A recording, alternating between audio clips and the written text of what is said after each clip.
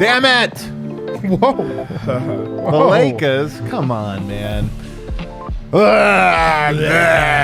We have to sit on this for 3 days. Gosh dang it. What is up, everybody, and welcome to the Losers Lounge. Nuggets give the Lakers their first win of the season. And it's a bummer. It's a bummer of one. The Sunday Absolutely. Lakers. Saturday night nightlife in LA undefeated as the Lakers get this one 121-110. There are some silver linings. I will say this. It's a long season. A lot of stuff goes on. This game, I kind of felt like the Nuggets were going to lose. They did end up losing. They actually kind of went not too far off of what I expected from this one. But there were some silver linings. So at least we'll be able to get through that as well as talk about the continued concerns with the Nuggets so far. First, we're presented as always by DraftKings Sportsbook, America's top-rated sportsbook app. Dev, how do we do tonight? Not good. Very, very much not good. Really? It was a bad night on the bets as well? Hated it. Man, that's Horrible a tough one. night, actually. Horrible night. It happens to all of us. Over here, though, looking sexy as always, it's Brendan Vogt. This is half a costume. I can't wear bunny ears after they lose to the Lakers. You could. Yeah, I'm not doing it. You could do it, though. It's an hour-long show on the internet. There's a limit. Even I have shame somewhere. What if the There's a line show's like somewhere. really good though? It's like really gets going. Would you then? Yeah, sure. If we find a vibe. If we All right, find a vibe, we'll put it hey, back man, we might on. find a vibe. All That's right, going to be all really right. tough to do, I think. Over here, I've just got Harrison. I'm not in costume. I could not do it for the post-game show. I could You just, not. all you did was put on boots today. I guess the black pants as well. It looks like you like country music. Doesn't he look like a Dev? Tell me, You do, yeah. Does he look like a Grizzly Rose guy right now? Absolutely. Don Nelson. Don Nelson? Wait, what are You we mean talking- Willie Nelson? We'll talk about it later. He's kind of doing the Napoleon face right now. Willie Nelson. And over here, Napoleon Dynamite. I don't mind country music. I really can't believe that I kept this on. Like, actually, when we sat down and we did the countdown, I'm like, fuck. We have to go through this. Yeah. After that, Man, you might as well do it. You look great though, honestly. Like it's a good You look costume. better than us. Yeah, you should Yeah. keep it. It's actually I should keep Long-term. it. keep it. Nuggets fall this one. You guys want a fast recap? My costume quick. tonight required my computer to be like, and then it ran out of battery, so I don't have all quarters. Your Here. costume had a time limit on It it. had a time limit. Battery died. It whatever. expired. My first note here: Nuggets wore the city jerseys tonight. They good really note. represented Denver well. Good note, boss. Nuggets look great tonight. Yeah, they in really their, did. in their They sure uniforms. looked They good. looked great. Yeah. Sure. Bones, first note is Bones Highland, a late scratch. Can you confirm that this happened in warmups? I mean, I'm guessing it did. I don't. Oh, I don't okay. know if it did. Okay. So we don't know when he got hurt, but it was like a late scratch. Seems like it happened in warm-ups. Yeah. It might have happened at warmups, or it just might have been like a, hey, I feel like I'm good, and then all of a sudden, oh wait, maybe I'm not good to go. Whatever it is, Bones was out as a late scratch. Became a major storyline later on. We'll get to why. Michael Porter Jr. Do you guys remember this? First 2 shots of the game, 3-pointers, drained them. Oh man. I was like, what oh, it was like to be young. Then he caught that third one. I thought he was just going to rise up and shoot, and then he didn't. Just let it fire. And then it He went made 2 in a downhill row. from Just there. go for it. But he made 2 in a row. I thought for sure he was having a big night. Kind of had just a normal night. Anthony Davis was hitting his jumper tonight. Jokic was giving it to him, and he was taking it, and he didn't miss very many of them. He was very good tonight. A huge bounce back performance from Anthony Davis in this Jokic AD matchup. I think he for sure got Definitely. the better of Jokic tonight. Jokic dominating early on, but in second gear. Like he just was playing like such a slow speed, but he was getting to the hole. He was making some buckets. Nuggets had a double-digit lead. Have you guys heard this story before? Nuggets had a double-digit lead, and then just took their foot off the gas for 30 seconds and blew it all. That happened in the first quarter. This happens again later on. We'll get to it. But they did get 12 3-point attempts up in the first quarter, which is kind of an outlier for the Nuggets. They don't usually get threes up like that. They had a 31-26 lead, and it felt a little bit like the Nuggets had blown an opportunity. They had a huge lead. 31-26 was just good enough that you're not mad. It still did feel though like, okay, the Nuggets put their foot on the gas, get serious for another quarter. This could be, a 15-point game in the second half. 100%. I don't know what it is, and we're going to talk about toughness because I do think there's just this. Do the Nuggets have that dog in them collectively? I think there might, because that's teams that do. They take advantage of those moments and they make you feel bad. Nuggets tonight just were kind of like, oh, we're up. Maybe we could win this one without Drum. Second unit still lacks an identity. No Bones tonight. You put Ish in, and even when Ish was healthy for the moments he was healthy in the first half, didn't go well. It still didn't go well, and I think that unit still doesn't really have a clear identity. You don't know what are you trying to do. Succeed or fail, but what are you trying? What is the idea behind it? Still doesn't quite have that down.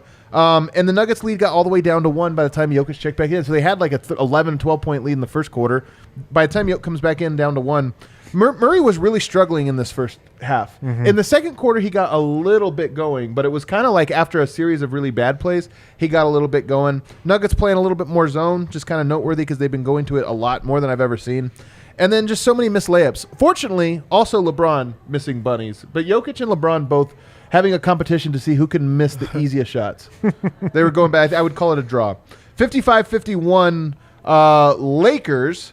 Murray, in the third quarter, Murray started catching fire. And it was probably the best stretch we've seen Murray play through this entire year. Definitely. Really the whole second half. Nuggets needed a little pep in their step. Murray provided it, started hitting some circus shots. Nuggets got hot from 3. They had 8 made threes in the third quarter. Nuggets got hot. How did they lose this one? Then all of a sudden, Ish Smith is hurt. He's out. Michael Malone, this is where the whole game happened. Michael Malone was in a tough spot. No Bones Highland, late scratch, so it's not like you planned for this. Then no Ish Smith, who gets hurt during the game, so you really didn't plan for that. So what lineup do you throw out there? Maybe there was no lineup you could have gone to. Michael Porter has 4 fouls. He's in foul trouble, yeah. So he goes to 4 defenders. They don't defend at all, especially Jeff Green, who we have to talk about a lot, because I thought Jeff Green was atrocious tonight. And the end of the quarter went 13-0 to the Lakers. In a game that was dead even for 45 of the 48 minutes, the Lakers had a 13-0 run to end the third quarter. That was the game. It was the only stretch of this game that was like out of balance, and it happened all at once, just like that. We'll talk about the lineup choice there. 93-85 Lakers. Jamal took over to start the fourth quarter. There were some big moments with Jamal. I mean, he really looked good down the stretch. The game was kind of out of reach, and it was like, all right, we got to throw some Hail Marys. Jamal Murray was up for it. He did it very well, but Nikola Jokic, Michael Porter Jr., couldn't get stops, couldn't really like turn the tide. They got it to, I think, 6 points, 6 points. There was a couple opportunities to really make it interesting, but just came up short all the way through. All right, those were the notes. I'm going to start with you then over here, Pedro. What do you think? What's your big takeaway? Biggest takeaway in the game was like just the importance of having Bones Highland in that second on that second unit. The second unit didn't have a point guard that could, or really, like you talked about, the identity, not having a guy that they could go to when the offense needs to get humming, not having the confidence to get themselves going. And from there, they just like really went downhill. That's where the game was lost. Usually there's like, a couple of calls, a couple of misses here, but really that game was lost with the second unit. When you look at the plus minus, they're losing by 25, 26, minus 20. And you want to blame it on Malone, which I think that there's a lot of blame that should go on him because you got to make some type of adjustments. You got to make some type of changes, but not having a point guard that can actually get yourself going, that's where the game was lost. So I think it's just with that second unit and the lack thereof scoring. The Nuggets have 4 point guards. They've got Jamal Murray, who played tonight and did well. They have Bones Highland, who didn't play. Ish Smith, who got hurt and then didn't play. And they have Colin Gillespie, who's out for most of the year. Yeah. So it's one of those things where the roster actually, I think, has an adequate amount of point guards. Bruce Brown can play point guard, too. He started at point guard for a couple games this year. Yeah, I don't think especially with that second unit. Can you say, though, Dev, off the top of your head, what you think Malone should have done there? Because I'm with you. That lineup is destined to fail. 13-0 is like, come on, you got no lineup should go 13-0. Davon Reed. So what I think that Malone should have done in that game is exactly what he said he was going to do. Have a starter in that lineup at all times. Yeah. Have a guy that they could go through at all times. And if there's not another time, this was the time. There was so many guys, not so many guys missing, but Bones Highland wasn't in the lineup. So now you have to get some type of scoring somewhere. Why not have a starter in there? They didn't, and we've seen how it went. I mean, look at these plus minuses tonight. I know they don't tell the full story because I don't think all of these guys were bad, but it does tell you we're going to the bench here. Jeff Green, minus 26 in 17 minutes. Bruce Brown, minus 28 in 28 minutes. Christian Brown, minus 20 in 13 minutes. He was bad. All of the bench guys were minus double digits. 3 of them minus 20s. I mean, it just shows you that second unit was ineffective all throughout the game, but they were hyper ineffective to end the third quarter. What's your big takeaway, Wim? Man, my big takeaway is just kind of a bigger picture thing. Look, teams have bad losses all the time. Nuggets are going to have some really bad losses throughout the season. Was this a bad loss? I think so. Okay. I think so. And I got a little pushback for saying that on Twitter. Like, look, the Warriors just lost 2 straight games to the Hornets and the Pistons. Like, those are bad losses. These losses happen. I thought this was a pretty embarrassing loss just how it happened. Like, How? Nikola Jokic just let Anthony Davis outplay him. Like, Nikola Jokic's defense was terrible tonight. Denver gave up 13 offensive rebounds. I thought that was embarrassing, the effort Denver showed on the defensive glass tonight. Just the transition defense at times, the three-point defense at times. Yeah, the Lakers got hot from three. Well, the Nuggets hit more three-pointers than the Lakers did tonight, like 15 to 13. Like, I just thought so the shot selection from the bench, Jeff Green bailing the Lakers defense out by just jacking up these ridiculous three-pointers. He was of all the players tonight, I thought he was far and away the worst one. There was just a lot of embarrassing stuff that I thought Denver did tonight, and they just let the Lakers take control of this game. This game was there for the taking, and the Nuggets were like, here you go, LeBron. Here you go, Anthony Davis. You guys can have this one. Yeah. That's why I thought it was embarrassing. Every championship contender has these types of games, and there were some silver linings, but just Denver should have won this game tonight. Like LA nightlife, yeah, Halloween weekend, Sunday in Los Angeles. Yeah, the Nuggets are a team that should be able to overcome those types of things at this point in the season, I think. I want to, before I go to you, Vogt, or I can throw this question to you, but I kind of want to go to the Jokic point here. I mean, Jokic, look at this. 23 points, 14 rebounds, 6 assists, 8 of 16 shooting. Is that a bad night, statistic-wise? Plus minus was a 0. Hold on, plus minus was a 0. You can look at that and you can make a case. Hey, those are good numbers. 23, 14, 6. Those are good numbers, 50% or whatever. And a plus minus 0. The bench is where they lost it, not Jokic's minutes. But then there's the other part of this, which is Jokic is a 2-time MVP. He's not in the conversation for MVP right now, like for this year. And it's not because he's been bad. It's just because he hasn't been the difference maker outside of, I think, one game. One game he was a difference maker, the last Laker game. But outside of that, there's just been these moments, and we've kind of been saying it. It's like, okay, here's where Jokic should take over here. Let's see. I want Jokic to go press the envelope, and he just seems to not be hitting that button yet this year. Definitely the case, and things, nothing's done with a sense of urgency. It seems like, and it's still pretty early to be using that word, but just individual moments. There was one rebound tonight where, he can only get one hand to it, but it just. He like didn't finish the play. You know what I mean? Like the kind of plays we're used to Jokic. He secures that board. He puts it back up, but he's a little too slow. Nonchalant. Nonchalant is the word. And that's, look, he can take that approach on offense if the starters are winning their minutes, and they were again tonight. But if he's going to do that, he's got to bring more defensively.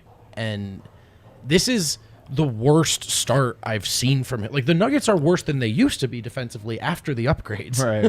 And I think a lot of it is like Jokic can not be bothered to contest shots at the rim right now. And if he's conserving energy, fine, but then you want to see that urgency on the other end. He'll be fine. He'll figure this out. This is October. We do this. But he does deserve the criticism. He does, for, like, but that's the because thing. Here's In the thing. meantime, the passivity on offense is one thing. If he was playing defense, you can make the case that, you know what, they got all these scores. Maybe he wants to let Murray get going. He wants to let these other guys get going. You can make up for that. The Nuggets gave up a 123.5 defensive rating tonight to the worst offense in the NBA. That's what they gave up. Was there a little bit of hot shooting? Russell Westbrook, yeah, he hit a couple threes or whatever. They made some shots tonight when they haven't been making shots. But guess what? That's not. There was all those shots at the rim, the closeout, the shallow. It was a lot more closeouts. than the 3-point shooting. There was a lot more than that, and Jokic has so many of them where you're sitting there watching it, and you're like, Jokic, this is embarrassing. Like for years, it's like, hey, he can defend. There's things he can't guard the pick and roll, he can't guard in space, but there's things he can do that defend, and it just looks like he's not bothered. It doesn't look like he's bothered by the losses right now. He's not bothered by, we had a bad little stint there. He had 0 fouls tonight. And did he really? In a lot of games, wow. I look at his low foul count, and you watch him play and you watch him defend. And I think last game against Anthony Davis, it was when AD drew Jokic's first foul on the Lakers' first possession of the game. And then Jokic defended him the rest of the game until late in the fourth without fouling. And he picked up his second and third fouls late in the fourth. And that was a game where you watch and you're like, Jokic competed this whole game. He played defense without fouling. He got his, hands on loose balls, deflections and stuff. You watch tonight's game and you look at Jokic's line and you see he had 0 fouls and you're like, yeah, he just didn't compete defensively. Yeah, for a guy to play 35 minutes, to be the rim protector, to be the guy that's around the rim and trying to slow a team down that really does not shoot the ball particularly well. So they're trying to get to the rim and he's not getting fouls. He's not fouling at all. that just goes to show the effort, and that's what it feels like Jokic is missing right now. The effort and the impact. On one end of the floor, he's not really, trying to slow guys down or try to, make that transition or that change to show that he's put in work, and that's been something that's like that you critique about his game. And then offensively, he's like really passive. He's not trying to score every single time. He's not taking over games in the same way. Yeah, the stats show that he's playing well, but it's not the same Jokic that we're used to. And then it becomes contagious where no one else is playing at that level. Also, you're working two guys back from an injury. So it's like on you to step up and be that guy, and that's where a lot of conversations come about: is he a leader? Is he a guy that leads by example?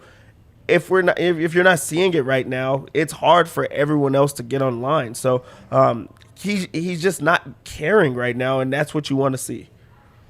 It's such a good point, and it's hilarious seeing you make it in this outfit. I know, it's the best. That was really good analysis. It's such a great costume. Dev always dominates. He This is lo- like he this is definitely loves 2 years in a row. Halloween. He's so He good at it, man. loves Halloween. Some people are good at Halloween. He's good at it. It is with Yoke. I'm curious when it's going to happen, and I'm curious also why. Look, maybe he's a little tired. Maybe maybe he's frustrated with all the newness, and there's all these new pieces, and he's just kind of we'll wait and let it happen. But nights like tonight, I mean, he did get outplayed. He dominated Anthony Davis the first time around, and we were all like, okay, there's. And then tonight, it's not even that he got dominated by Anthony Davis. It's that he didn't seem to care for the matchup. Let it happen. Yeah, he just let it happen. He just kind of like whatever, Sure. Take this one, AD. And you so can have it. It's a little bit frustrating. I hope he gets off it. Do you have a big takeaway though? I mean. Oh, I actually just thought for as tough a spot as Malone was in, the way he said explicitly it needs to be a starter on the floor, and it doesn't matter if. Lineups, foul trouble, it doesn't matter if. Now, I'm not saying that would have changed the game. I think Porter played hard tonight, but not particularly well. So I don't know if he wins the game in those minutes. But but he had 4 fouls, and Malone can be overly I understand, but he cautious. literally did just say whether it can be foul trouble. Yeah. It doesn't matter what it is what he said. Yeah. There has to be a guy. And he didn't do it there. He was in a tough spot, but it's just an early test for something he literally just admitted had to be done. And so I don't know if they win this game, but it's something I look at. He went back to the 5-man bench lineup a game after saying that, and they got crushed in those minutes. They got crushed. This is the point Eric always makes, and I think it's a really astute one, that Malone is really good at like big changes, big sweep. He's always just late to arrive them, but he does drive the Nuggets like a cruise ship, very, very slow to adapt, but he does adapt properly. And this is a game where it's like, okay, if you would have told me Bones is a late scratch, I'd be like, ooh, that makes it tough. Yeah. Then Ish is out. I'd be like, oh God, they're going to lose. And Malone's probably going to do something really, really dumb in those moments. Because that's not the type of environment where he succeeds in, right? The wild curveballs, like, oh God, now I got to think on the fly and put something together. That being said, I have to cut him a little slack and just say, would I have gone with Michael Porter there? Probably, because just I think always coaches, it's fun. We talk about analytics. Coaches can argue about analytics and stuff. One analytics you should be like, lots of memos should be sent to the coaching staff is when guys get in foul trouble, it's better just to play them and let them foul out. Like what happens if Michael Porter fouls out with 4 minutes left in this game? You probably were going to lose anyway. You might have been in it, though. But you might have been in it, and at that point, you can adapt. You say, okay, well, he's out now. Who do we bring in that can replace? Do we need points? Let's bring in an offensive player. Do we need defense? Put in this guy. But to just bring him, to the bench when he has foul trouble, you kind of shoot yourself in the foot. You preemptively do the thing that you're worried would happen if he does get foul trouble. That being said, the other side of this equation is this is 2 games now out of 7 that Michael Porter's been in foul trouble. Yeah, and he had a couple bad fouls tonight. He did. He also had one like ridiculous call though. The LeBron one was like, what that the was hell not was a that? foul. But I think that's a good note. I think for all the things he's improved in and excelled in, I would say the number one note I would have on Porter this year is that he's having trouble defending without fouling. And so that's and that's why it matters, right? Obviously, you don't want to give up free throws, but you got to be able to be on the court in consequential moments. So it's a note for him for sure. Do we have a lineup? It just would have been Michael Porter out there. I mean, I think part of it is that lineup. We should talk about this on the other side. But one of the things is, I think Jeff Green is a very skilled player. He's so big, and he provides something that's very interesting to you.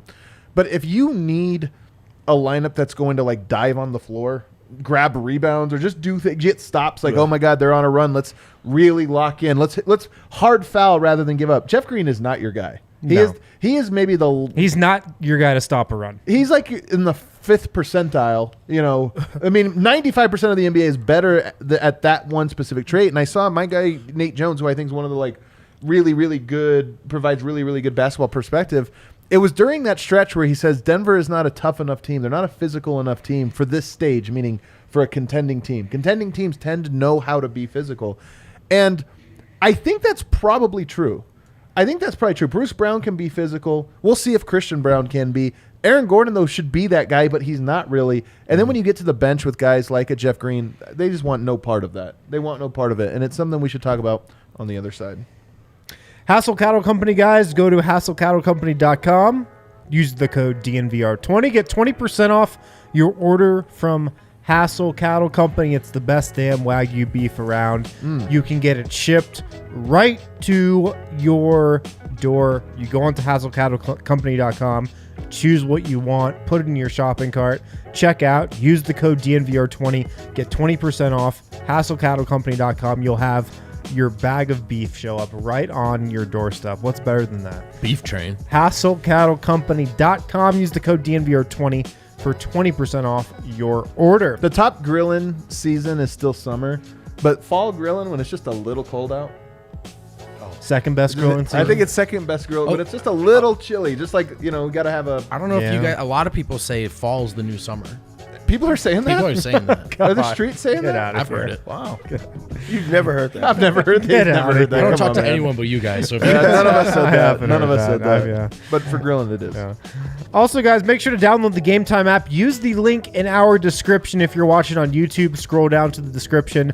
Use that Game Time link if you're listening on the podcast. It's in the podcast description as well. If you need tickets to sporting events, concerts, shows, whatever this year, use our link and the Game Time app. Don't mess around with all those other third-party sites. Try to compare which site is lower, which site has fees, which doesn't. Just forget about that. Use the Game Time app and our specific link. That's very important. Use our link. Last minute price drops on the Game Time app. If you're procrastinating, if you don't know if you're going to go to a game, check out the Game Time app close to opening tip or close to puck drop or close to the first inning. You'll get these great last minute price drops there. Again, remember to use our link and always use Game Time for tickets to concert shows, sporting events, whatever you need.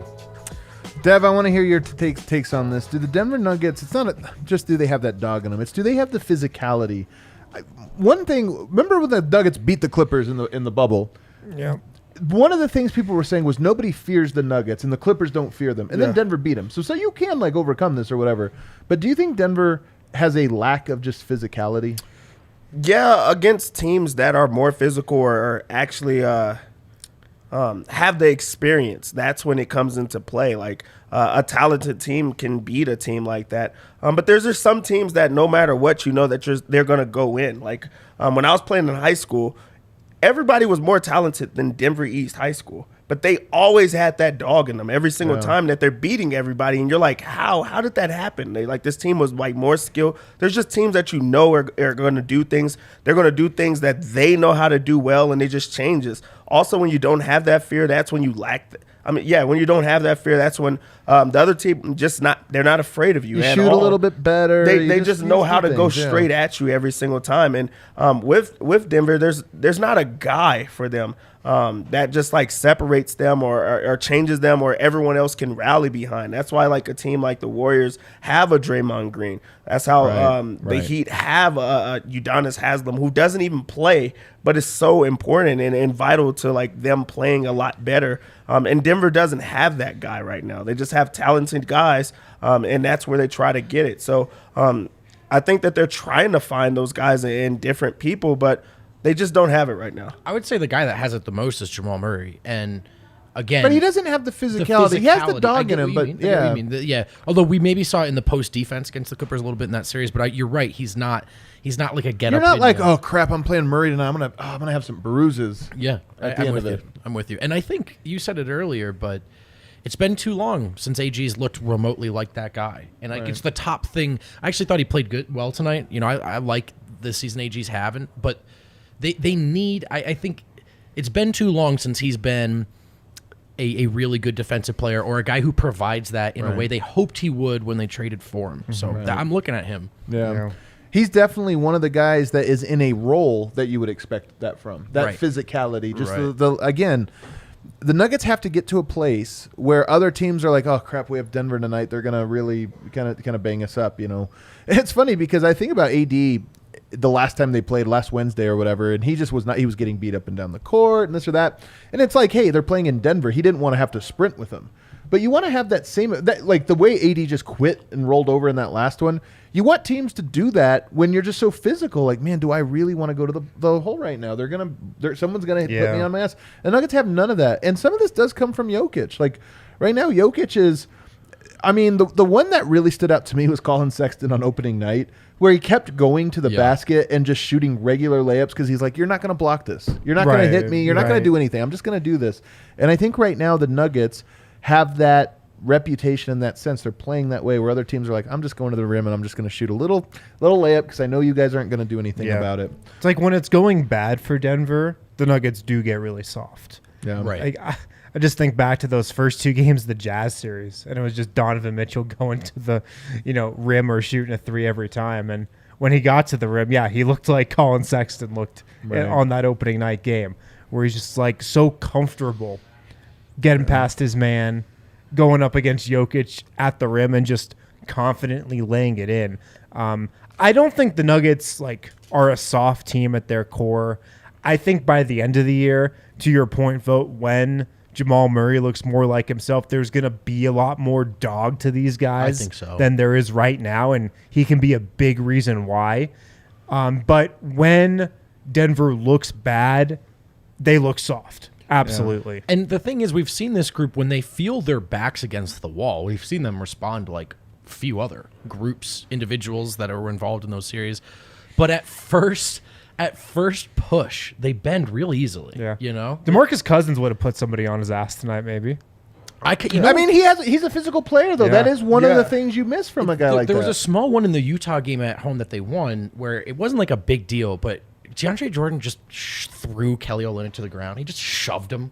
And I loved it, actually. Mm-hmm. Not that I think you just have to hurt people or whatever, but I just think the Nuggets were rolling in that game. Olynyk tore them up from the first time around. And then there was this little moment of DeAndre's like, get out of here, dude. We're not worried about you. And it's a tone setter. Let's keep it moving because I want to get to a few positives that came from this game. And we talked about the negatives, the defense, Jokic is just in a general sense. One of the big positives, Jamal Murray tonight, if you look at the stat line, it doesn't pop as much as you might think. 21 points, 4 rebounds, 5 assists. He was a plus 13. He did go 3 of 7 from the three-point line, which is great to see him getting some threes to go.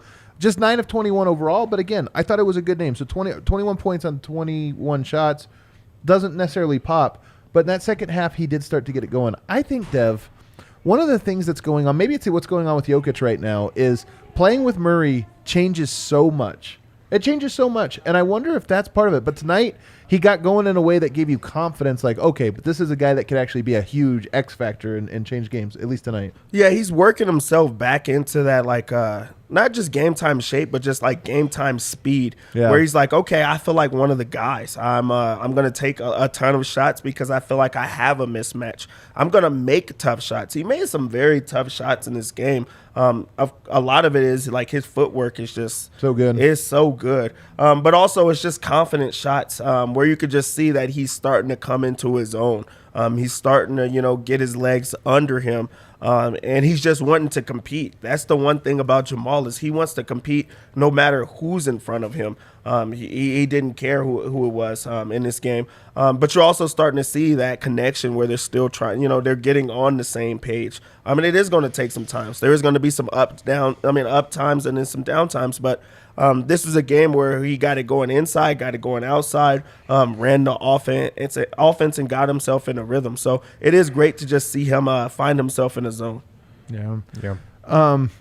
Where do you think, are you seeing improvements for Murray right now, or is this just a one-off good game? I'm seeing improvements, small steps, and it seems like every game he has one of these mini flurries. Tonight was a flurry. I think tonight was flurry. I'll call it a mid flurry. Okay, it was a mid flurry. I'm good with that. Yeah. But every game he has, a couple possessions in a row. Tonight was obviously the most elongated example of that, where you're like, yeah, that looks like Jamal Murray. And I just think he's going to start having more of those per game going forward here. And tonight, I definitely thought was the best example. I mean, he looked for a second like he had that Jamal Murray swagger, that Jamal Murray confidence, where he just knew what shot he could get to. Yeah. Whether it was that three or just the pull-up. And I just think we're going to be seeing it more and more, slowly but surely. He's going to have more mid-flurries like that. So the big question, though, Vogt, and this is a tough one. Do you feel, and I put this out there, and some of the people in the chat are saying that's exactly it. One of the big questions this year is, does the Murray, Porter, Jokic, is there enough for everyone to eat when they're on the court this year? And part of this is Murray hasn't quite been good enough for us to know that yet.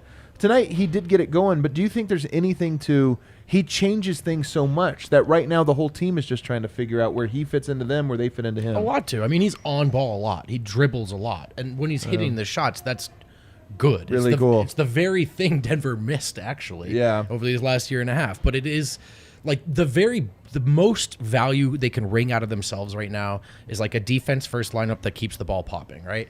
But that's it. It's about getting to the final form. So I did think in the two-man, I liked the reads he made and the choices he made. It was like the finishes were kind of tentative, but he was getting to the spots, manipulating Yoke's gravity again, like the stuff we used to see. And then he kind of there were some floaters that I thought maybe he wasn't sure if he wanted to shoot them going up or whatever. But I see him getting back to himself. I like that the highest leverage moment of this game is what dragged Jamal out of Jamal. Like that's true. That's good. That's Jamal being himself. So I think there's going to be some diminishing returns on it, although tonight he was great. But it's worth it. You just keep plugging away because you're seeing the improvement, and it will be the best version by the end of the year. Yeah. I'm just so curious to see. I would love to see him. I'm with Dev, though, on I do think there's a little bit of shape. It is pace, but I feel like it's a little bit of shape, too. He walks the ball up every time. He actually had an 8-second count tonight that the ref just wasn't paying attention. Really? He really did. Wow. But the ref didn't say, like, when it flips to 16, and he's still just walking the ball up the court, and you're thinking, dude, there's nobody pressuring you. You're just walking up the court.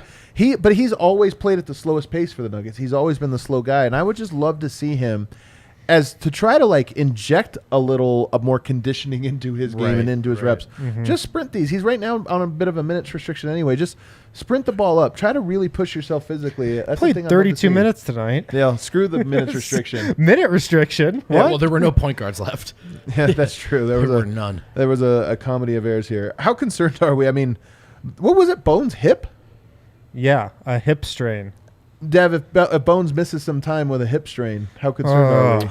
Well, first off, I really don't think it was as serious just because he was like super active on the bench. He's like up, he's celebrating, he's dancing. I think they just want to be cautious. It's weird that it happened in warm-ups. Bones Highland would have to have like a leg amputated for him like not to be how dancing hard are on you the working in that? I was glad that it wasn't an ankle, but also it's like now there's a new thing that we have to like keep an eye on. I did not like that just because Bones is a guy that he's kind not injury prone, but there's like things that just keep on lingering. So I don't like the fact that that's there. But I don't think that he's going to miss a lot of times. Let's just say with the hypothetical situation that he does. Now Ish Smith is also injured. So like now you have to be cautious of how you do like the Jamal Murray. He can't be on the minutes restriction. So now like that changes that progression and like the timeline that you had there. Then again, they don't have many playmakers, and that's something that you've seen from the trade that happened. Like it goes good when it's a good defensive night, but on nights that you need more playmakers, like the trade does, like you start to see the missing parts there. So it is scary because if Bones is not there, then it forces Ish Smith to be the second guy in line who now has question marks. Yeah. What just sucks is they had one game, this last game against the Jazz, where the rotation was beautiful. The bench was the exact right combination. Bones played great with Michael Porter Jr. on that second unit.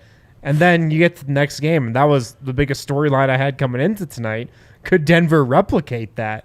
And resounding. They didn't even have the opportunity to because Bones was out.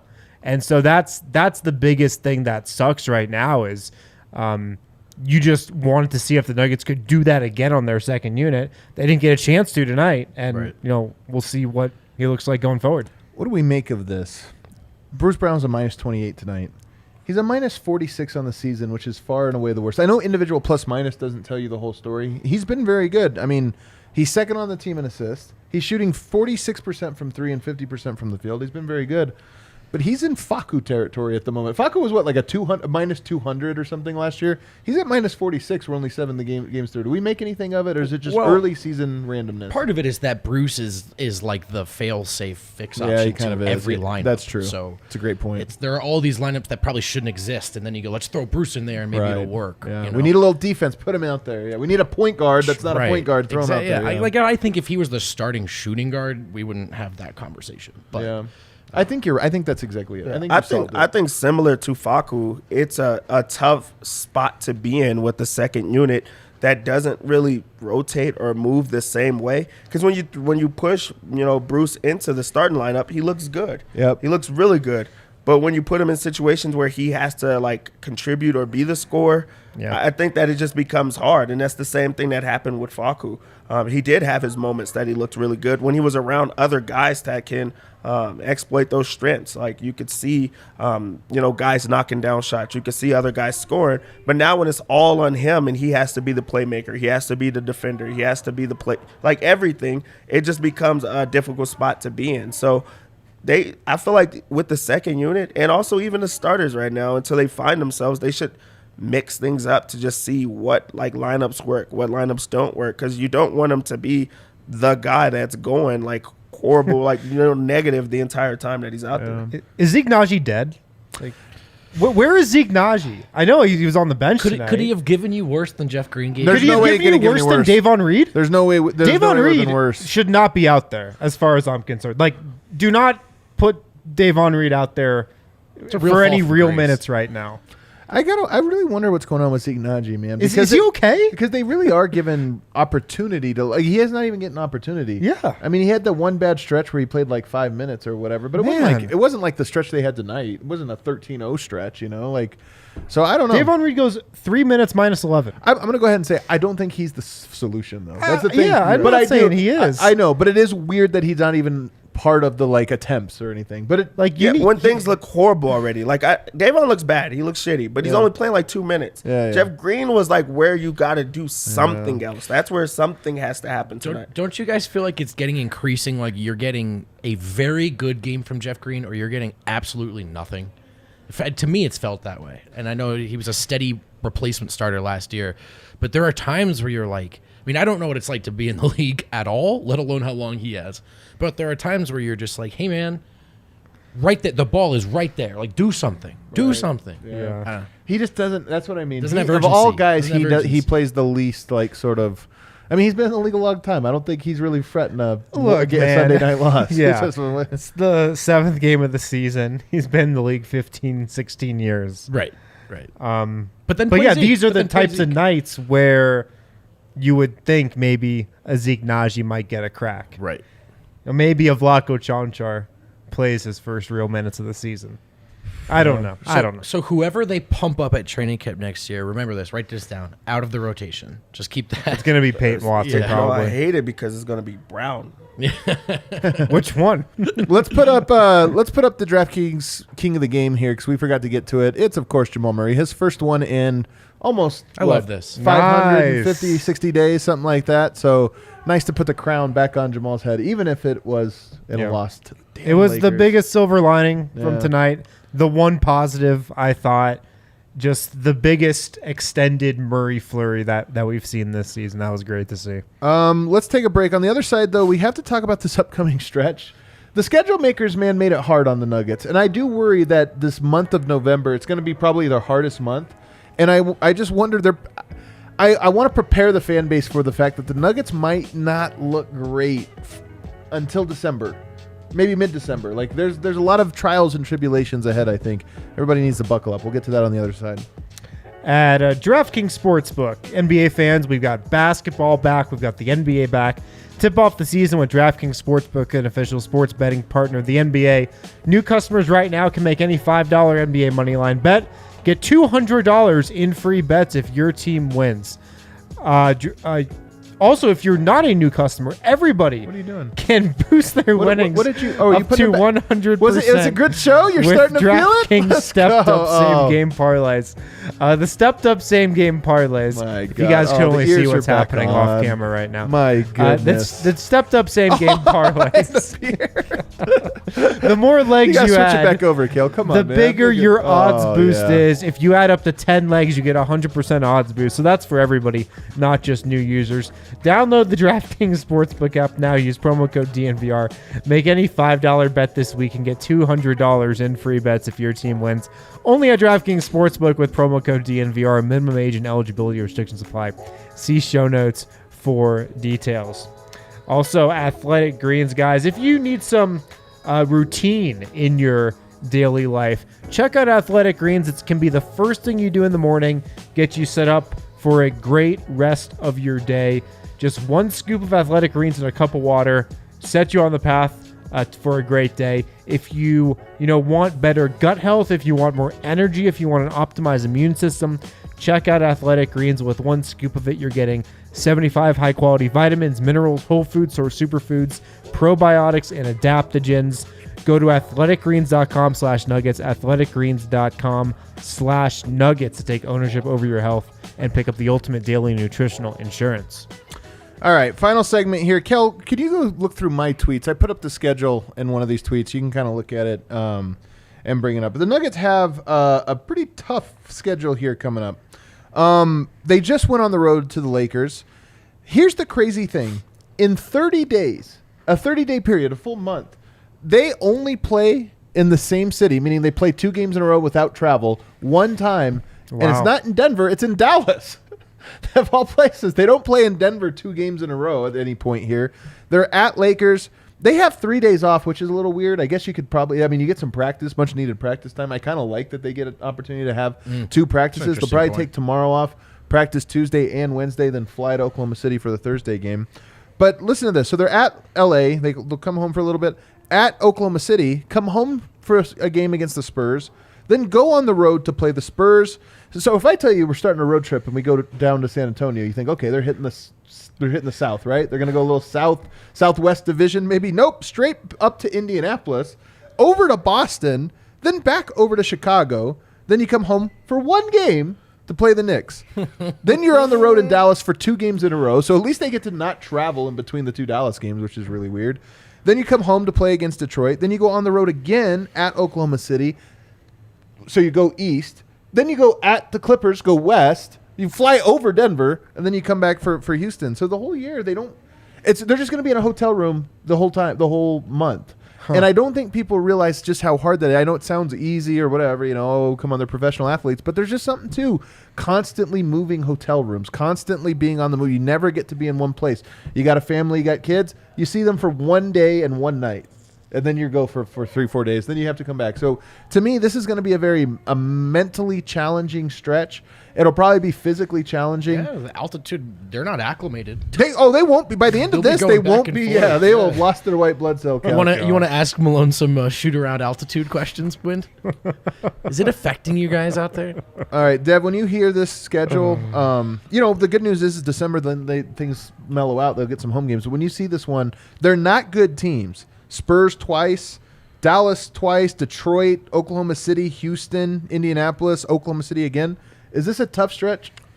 I think it is a tough stretch, but also the Nuggets have shown us as of late that they're really good in these type of moments, especially on the road. It's just they get up for those type of moments and they find themselves maybe they just don't want to be comfortable, and that's where you just see them push a little bit harder, but also that's tough on anyone where you're just you're not being able to be comfortable. You're not finding yourself in a rhythm and anything like that, and you're living on the road. So this is a time that they will be tested, but also I think that this is a resilient bunch where they're gonna try to find themselves. So I'm excited for the group. Looking at these next couple road games: Oklahoma City, San Antonio, Indiana. I don't think the Nuggets have to worry about being defeated by the nightlife in any of those cities. So that's a good thing. Bruce Brown up all night fishing. You're like, come on, man. That's the harvest moon, man. Yeah. They're all the best. They're gonna really get to know the Riverwalk in San Antonio. That's right. Over those 2 days. But I think on a serious note, the opponents aren't tough, but like I'm with you, man. It's just tough being out on the road like that. Like there are going to be a lot of close games that the Nuggets play in this stretch for sure. I think that they're going to come out of this stretch and they're going to be like 12-8, 12-9, something like that, where it's just not an impressive record. And I think people are going to, the tendency is going to be hit the panic button. I think if you can get out of that stretch with that unimpressive record, but, and here's the big but, your defense is starting to show some signs. Your identity is starting, your bench identity and your starters' identity is starting to come into focus. And most important of all, Jamal Murray is starting to round into shape. By that point, what did Jokic say? 20 games he's going to suck? This will be the end of the 20-game stretch. What if it happens at exactly 20 games? Yeah, 21st game, he's going to be awesome. So, to me, I hate it because we all want it now. You know, like we all have been waiting so long to see this team. It's like, oh, we're going to see him. I just have a feeling that this is part of that process. The process is going to be a little bit clunky, a little bit ugly, and less rewarding at first than you think, and we'll really judge the Nuggets by the second 20 games. What I meant to say, though, seriously, is that the defense has not traveled at all. If you think about the Nuggets' road games, torched in Utah on opening night. Yeah. That Warriors game, they had some good stretches of defense, but Golden State still scored like 120-something. Portland, defense was torched in the second half there by Anthony Simons and stuff. And tonight, the defense torched again. They haven't played a decent defensive game on the road yet. And they have a ton of road games coming up. Great point. Yeah. We have some super chats to get to, Kel. Man, you know the realest people are the ones that hang out in the Losers Lounge, and then the realest of the realest are the ones that super chat a Losers Lounge. Unbelievable. First teamers, all of you. Every single one of you. Good chat tonight. Gage says, over under 2 years for a coaching change. Well, all right, tough start. All right, you just lost first team. You're now a backup. No, it's a good question. I mean, it all depends on this. I mean, look, here's what I would say. I'll take the under if the Nuggets don't win a championship. Yeah. Over if they do. I mean, so however you feel about the Nuggets' title chances, I don't think they'd stick with Michael Malone. I mean, this season, if it's underwhelming to a certain degree, I think, honestly, Calvin would probably make a move even this season. But certainly over 2 years, if you just looked at the 2-year window and said, hey, what is the goal for this team? You got to win. You just got to win. And if that doesn't happen, you got to start making moves, and coach is the easiest one. I mean, the Nuggets are just at a point where if they come out of this without a championship, this era without a championship. What was it for? You know, I mean, it's a massive disappointment. It just is. Well, and if the team allegedly has everything they need, as we've heard so many times, then coaching would be a natural place to look. All right, what do we have? 5 says, turns out both Russells won today, knowing we gave the Lakers their first win, but I bet we'll ultimately have the last laugh. Well, I hope so. Let's ride. Early days. I would bet that. I would bet on that too. But, well, are you going to laugh? The Lakers, they got to win because they needed one, but I still think they're done. We'll see. David says, no bones, and then Ish sunk Denver tonight. The roster is really light on ball handling till Jamal can play 36 minutes. I mean, this is why I said, man, like I can sit here and say he should have played Michael Porter in that stretch. I can sit here and say call some timeouts or just do things differently. But the truth is, they were in a tight spot, man. Totally. Yeah, in a tight spot. Those things are true. It was a tough spot tonight for sure. Also, it's tough on the roster to say it's light on ball handlers. That's true, but every roster's light on ball handlers when 3 of them are injured. Right. 3-point guards are injured, yeah. Sending for King Dev. Also, let's just tank for Wemby. Trade everyone minus Brown and Brown. Attorneys at law. Don't have a draft pick, but thanks for the super chat.